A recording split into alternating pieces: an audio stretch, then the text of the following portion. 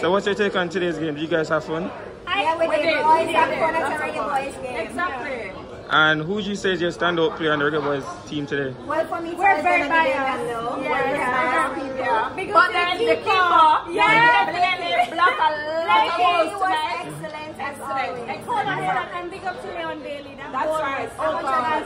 Listen, that was a great opener to the game. So how does it look going forward for the Reggae Boys team? You think we can go ahead and win the Nations League? If they get it together, I think our problem is finishing. We're not doing well at finishing. Or offense.